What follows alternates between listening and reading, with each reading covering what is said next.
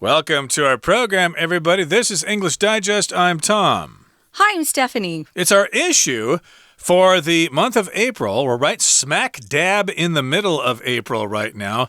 And we're going to talk about something called Lenin Walls. Okay, a wall, of course, is something that is around a room or something, or it's outside and people put paintings on them and stuff like that. But a Lenin wall, I think that probably has something to do with the most famous Lenin of all, John Lennon. I think it does. We're going to be talking about what these walls stand for and a little bit more about John Lennon. I was never a big fan of John Lennon, I'll just be honest. I like the Beatles songs, but I didn't like the Beatles performing them. I liked other artists performing their songs. So, yeah.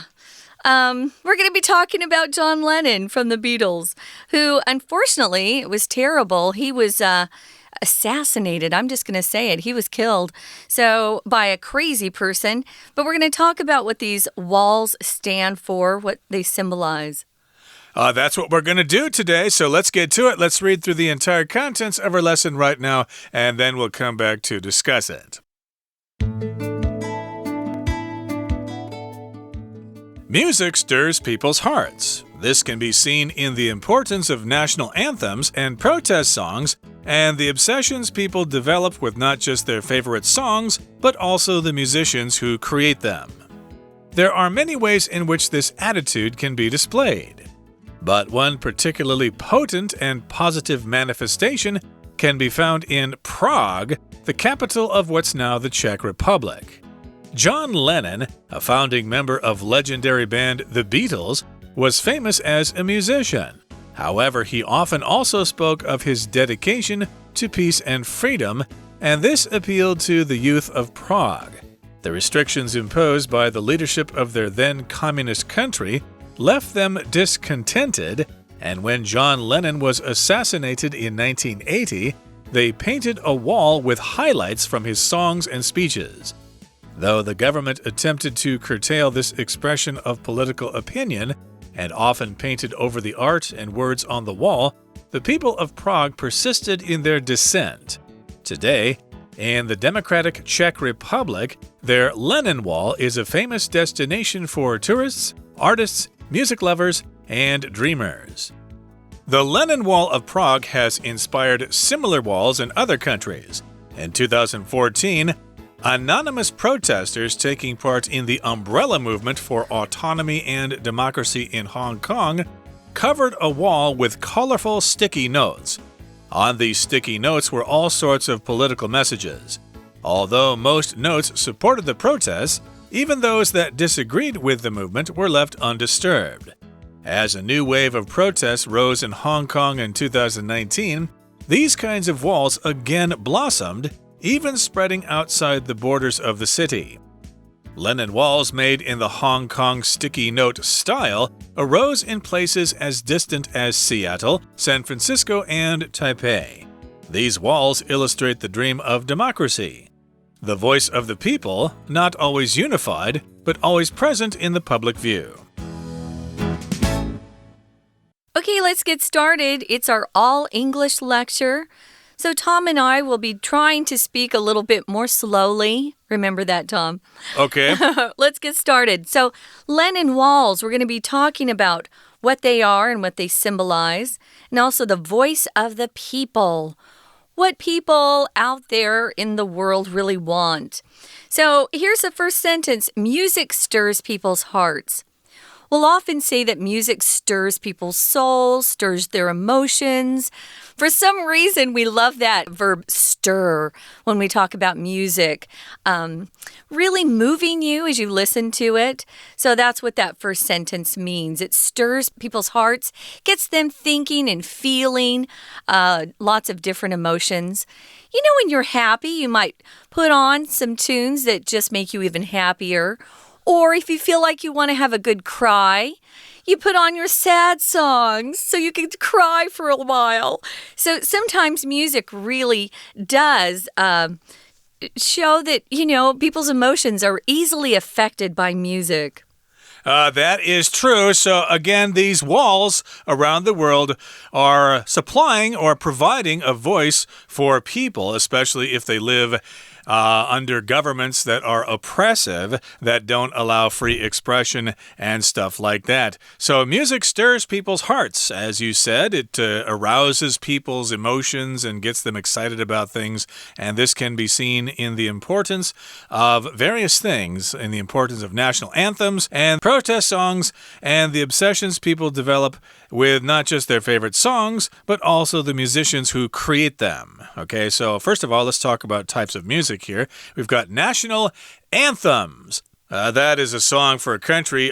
Here in Taiwan, of course, let's see, this is the all-English lecture, so I can't say it in Chinese. No. But you don't really have a specific word for anthem, but when we use the word anthem, we are talking about the national song that is sung at public events before government whatever activities or whatever. In the United States, of course, they play the American national anthem before sporting events. How's it go? Let's see. I haven't lived in America for so long. Oh, say, can you see? That's it, right. Yeah. You know what, though? I do want to mention anthem is not just your national song. So you'll notice if we're talking about, and I want to say the Chinese translation for that, which is really good, actually. Country song, you know what I'm talking about. Anthem can also be a song that maybe a group adopts as their song. You know, it's kind of their group's song. So it stands for something they believe in.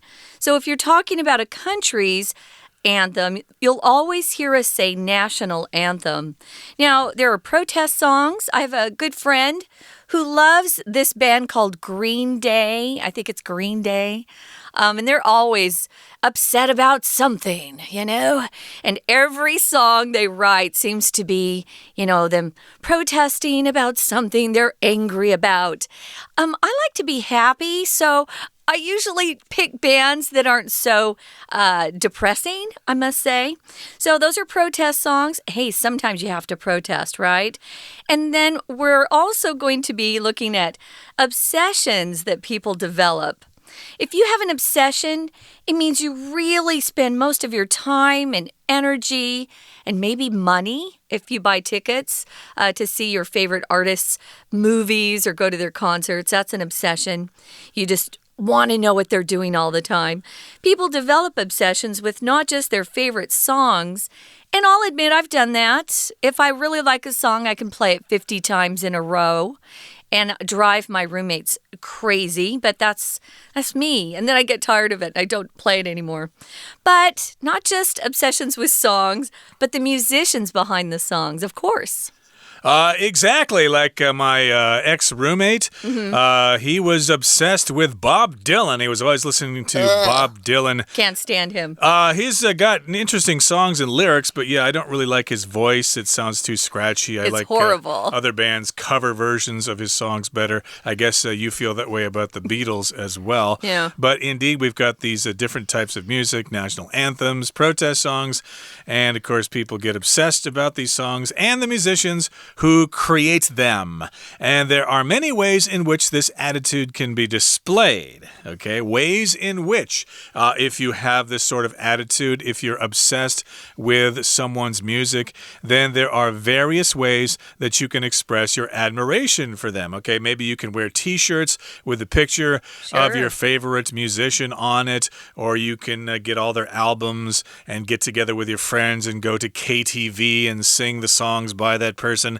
Maybe you're obsessed with Frank Sinatra, and you always go there and sing, I did it my way, if you're obsessed with Frank Sinatra. But I don't think he sang too many protest songs, but there are some other musicians who did that. And yes, indeed, there are lots of ways in which this attitude can be displayed. But one particularly potent and positive manifestation can be found in Prague, the capital of what's now the Czech Republic. I think in the past it was together with Slovakia, so it was called Czechoslovakia. And then when the Berlin Wall fell and communism retreated in Eastern Europe, they separated into Slovakia and the Czech Republic. Yep. So when we look at this word potent, guys, which is in that first sentence in the second paragraph, it just means something that has strength, right? Potent. So if something's really strong, you might use that word instead. Potent, having a lot of power, strength, effect, influence, all of those things. But one potent and positive manifestation or sign that something is happening can be found in Prague. It wasn't a country I ever planned to go to, but I got the chance to go to Prague when I was on tour with my choir over in Europe before they were let free. It was communist at that point, which was kind of interesting. That's the capital of what's now called the Czech Republic. So John Lennon, who we kind of mentioned before, he's a founding member of the legendary band called the Beatles. I'm sure most of you know that. Even though this band was a long time ago, I think they broke up in 1969. It's really an old band. John Lennon and his buddies that formed the Beatles, they've gone on, well, most of them went on to do things after they broke up as a group, but they're quite famous. So if you're a founding member, you're someone who originated that group, or you originated maybe, I don't know, you have a group that gets together, a gang that gets together. Maybe you're starting a new company and you're the founding president. He was a founding member, and we're calling them legendary because even though this band was so long ago, people still talk about it. They do. You still hear their songs on the radio every once in a while. And, of course, John Lennon, along with George Harrison, are two dead Beatles.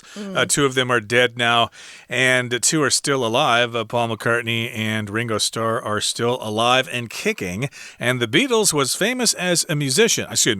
John Lennon in the Beatles was famous as a musician. However, he often spoke of his dedication to peace and freedom, and this appealed to the youth of Prague. I think John Lennon produced a lot of those peace songs when he was on his own, when he was separate from the Beatles, and after they broke up and stuff. I think some of those songs are like Give Peace a Chance and Instant Karma and Imagine and songs like that. He did those all as a solo artist, but indeed, he spoke of his dedication to peace and freedom. If you have dedication, that means you are committed to that thing, you've made a promise, and you want that thing to happen. Right. So he was really interested in peace and freedom. I think a lot of people are. And that appealed to the youth of Prague, who were under the regime, the communist regime. So there was no freedom at that point. And of course, if your freedom is taken away, you want it back. And I think, looking around the world, we're not fighting hard enough to keep the freedom we do have right now. We're going to talk more about this, guys. You know that we don't have our Chinese teacher today, but we are going to take a break. I think we might take a break and listen to some tunes, and then we'll be back to continue talking about Lenin Walls and the voice of the people. Probably not Beatles songs because they'll probably be copyrighted.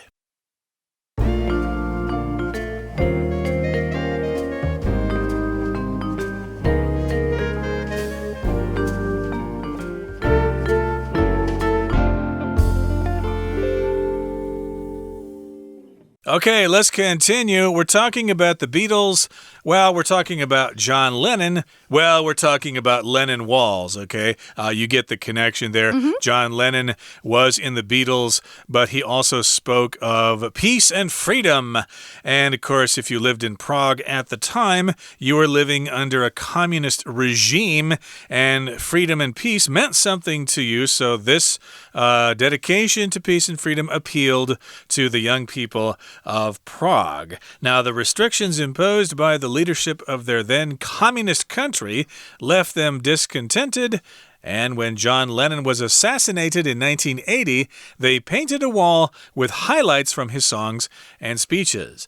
That's a long sentence there. Basically, it says that the communist government of that country imposed restrictions on them, which means they were not allowed to express themselves in certain ways. If they said something, they would be arrested and maybe punished, or they would disappear or something like that. So, indeed, they were discontented. Yeah, I wouldn't like that either. Of course, freedom and freedom of speech and stuff like that are things that we should not take for granted because in a lot of places, they just don't have that freedom. No, although there are a lot of young people that think communism is great. You need to do some more studying, kids, if that's what you think, because communist nations, they don't have freedom, and you certainly can't say what you feel. So, yeah, the restrictions imposed by the leadership of their then communist country left them discontented, unhappy. This word discontented is probably used more in writing than in spoken English, but you should know what it means. So when John Lennon was assassinated in 1980, they painted a wall with these highlights from his songs and speeches.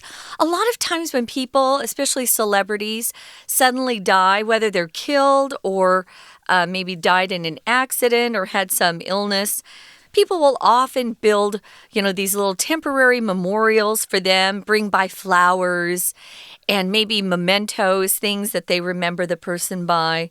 So they actually painted a wall that had lyrics from his songs and words from his speeches. Now, though the government attempted to curtail this expression of political opinion and often painted over the art and words on the wall, the people of Prague, hey, they just kept putting it back up.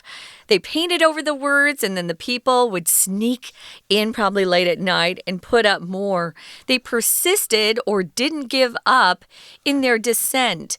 So that's what you have to do if you really want to fight for your freedom. You have to keep working at it. What is dissent? Well, it's a noun. And if you're talking about someone dissenting, it just means they're holding or expressing opinions that are different from those that were previously or commonly expressed, especially officially, right, by the government or people that are in the media sometimes. They have an easier time getting their opinion out.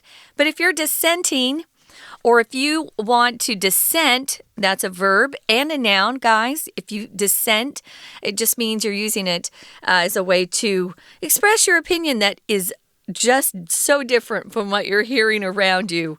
That's what you have to do if you protest. You're dissenting. And the government, of course, will want to suppress dissent, stop people from resisting government policy. And today in the Democratic Czech Republic, their Lenin Wall is a famous destination for tourists, artists, music lovers, and dreamers. Hopefully they aren't erasing the messages and the graffiti and stuff like that painted on the wall nowadays. But, of course, they certainly did that back during the communist era.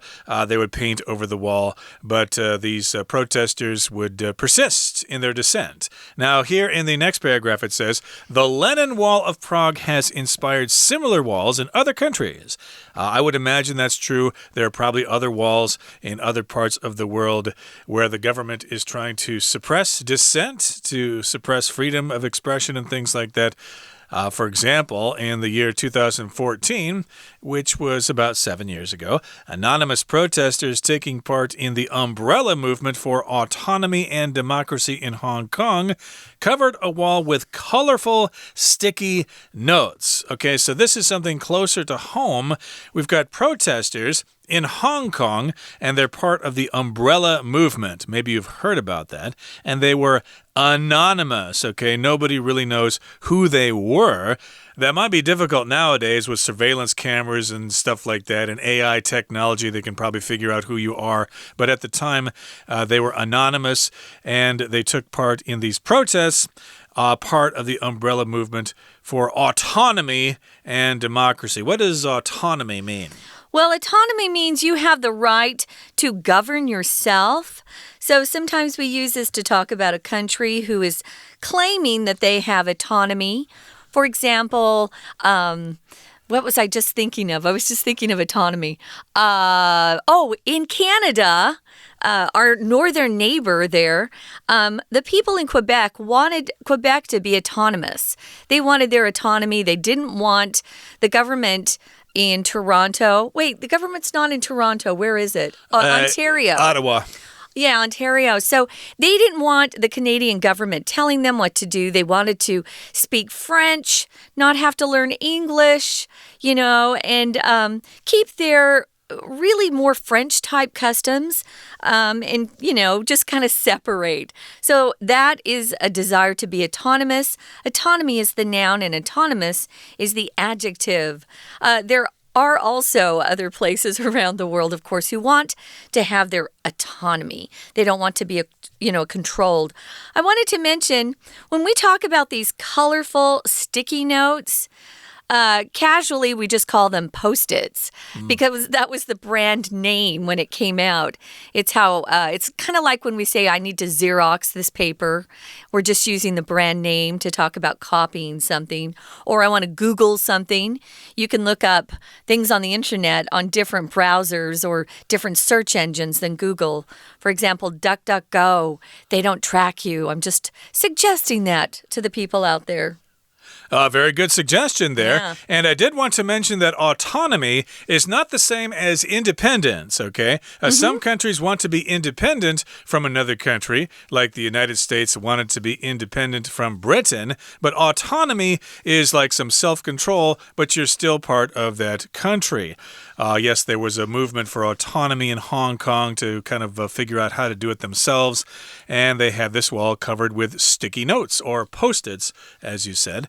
And on these sticky notes were all sorts of political messages. And although most notes supported the protest, even those that disagreed with the movement were left undisturbed. And that's important. We should allow all points of view.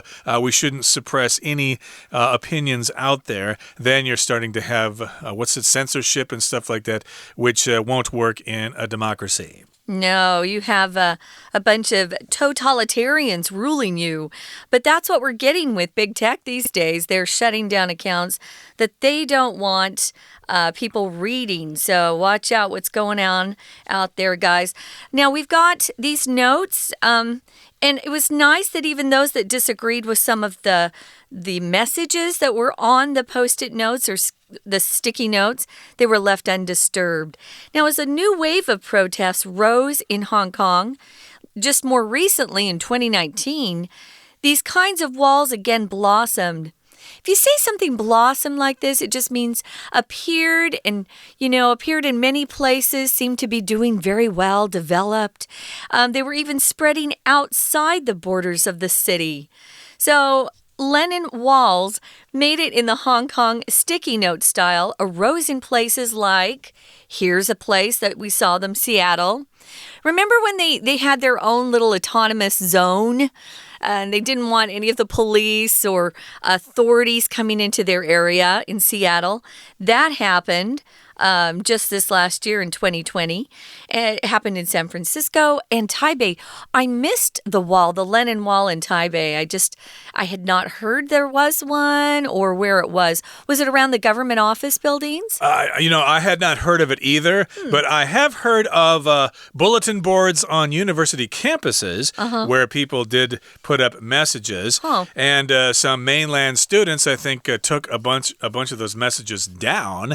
I think they were being good, boys and girls for their government across the Taiwan Strait there. But yes, indeed, there were some of these similar walls in various places, Seattle, San Francisco, and Taipei. I did want to ask this question, though. I think, isn't Seattle famous for some kind of wall that has chewing gum stuck all over it? Have you I don't know about that. I never saw it. Okay, we may have discussed that in another program several months ago, but yeah, that's kind of disgusting. Yeah. I think they've probably gotten rid of that wall because of the COVID pandemic. But in any case, yes, we've got these Lenin walls in various places around the world. And these walls illustrate the dream of democracy, the voice of the people. not always unified, but always present in the public view. So, yes, indeed, these walls are important as a means of expression. I like that too. But, I'm more of a fan of using public spaces for graffiti, even though it's illegal technically and it's vandalism. But I can appreciate the art of graffiti, but it tends not to be the same as Lenin Walls. Lenin Walls are specifically for the purpose of putting protest slogans and stuff like that on them to keep people free. Yeah, did we talk about this word unified? If you're unified with people, it means you come together and agree on things, that you're not trying to fight against each other, that you're one unit, and you're not trying to separate from these people. So we're seeing a lot of this sort of protesting going on around the world. I was just reading the news, and a couple of months ago, we had Denmark kind of threatening to break out into a civil war. So there's a lot of unrest, you could say, around the world. It'll be interesting to see what happens as time goes on. Right, unify here, it just means to come together. Of course, what was it, 1991 or 90 or somewhere in there, East and West Germany were unified. I guess I should say they were reunified. Reunified, yeah. Because they were together at one point, and then they were separate after World War II, and then they came back together afterwards, or at least after 1990, and they were reunified. And I think people, of course, are looking forward to the day when North and South Korea can reunify or come back together again. But my goodness, they're such different places now. It will be very difficult to imagine that ever happening anytime soon. I don't know. We never thought that East Berlin and West Berlin could come together. The living style, the quality of living was so different between the communist part and the democracy part. Those that are in communist countries, you have to build a wall around your country and keep people in. But when you're in a democracy, you're trying to keep people out, I guess. So that should say it all. But yeah, I hope one day that those people who are Korean especially can be unified with those in the North, and that it'll be a tough thing to do because there's a lot of discrepancy and disparities between the two. As you know, South Korea has done a lot better financially, and they have a lot more freedom. So we'll see what happens, shall we? And their boy bands are much better than the North Korean ones. Does North Korea have boy bands? They might. I know they had those cheerleaders that came over for the Olympics or something like that. They were all very beautiful and handpicked by the great leader himself. Yeah. But in any case here, this is all about the Lenin Wall. And I did want to mention that it does seem that John Lennon was the member of the Beatles that was most into this sort of thing, into protesting and stuff like that. Paul and George and Ringo, they didn't really do that so much. They just produced their own solo albums. And I think Ringo still is active to this day. So check that out. And hey, if you happen to be in Prague, check out the Lenin Wall there as well. That brings us to the end of our program for today. Thank you so much for joining us. And please join us again next time for another edition of our program.